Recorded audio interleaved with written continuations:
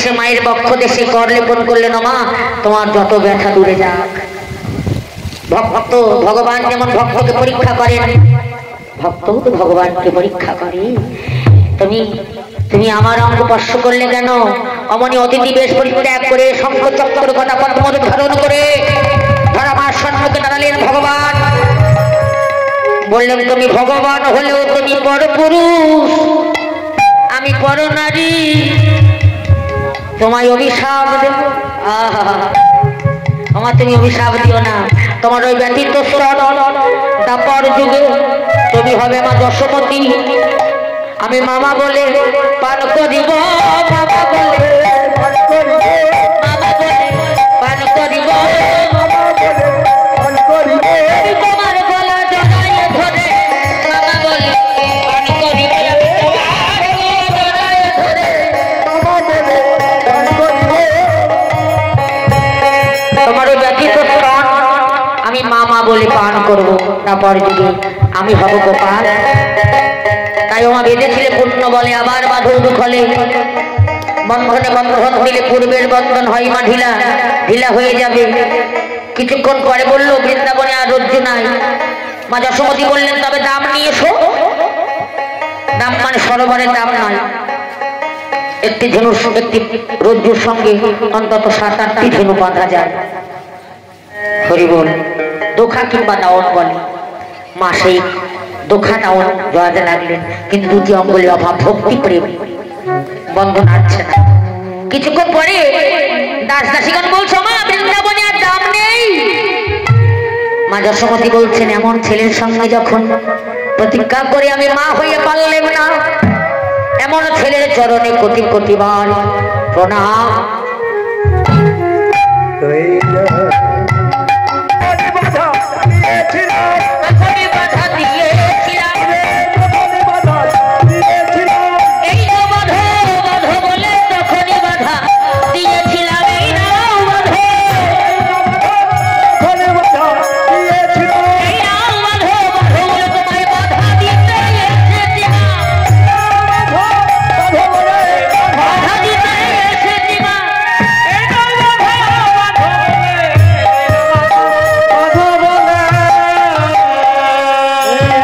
কানতে সে দামে কথা বলো রাময়া সীতা,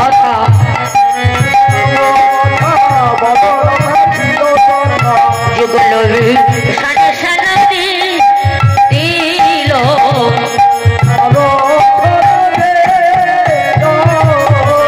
গেল সবে যশোদা নিকটে প্রণতি করিয়া মাই, কহিতে রাখাল রায় কানরে লইয়া যাব কোটে। ও সাজাইয়া দে তোর নীলমণি,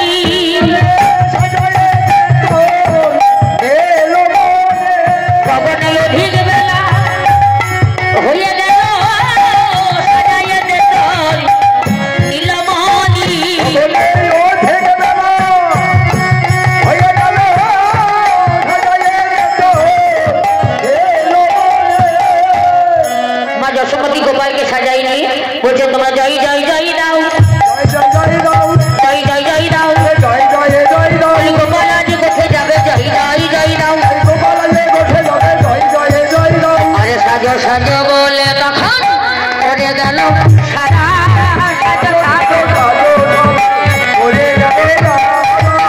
বলরামের সিংহাই বাঁধো, সাজলো গোপাল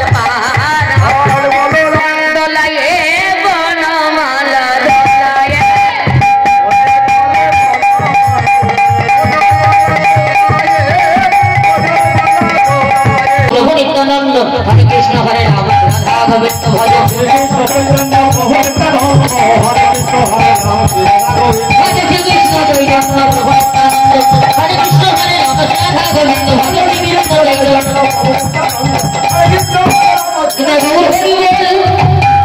হরি বল হরি বল।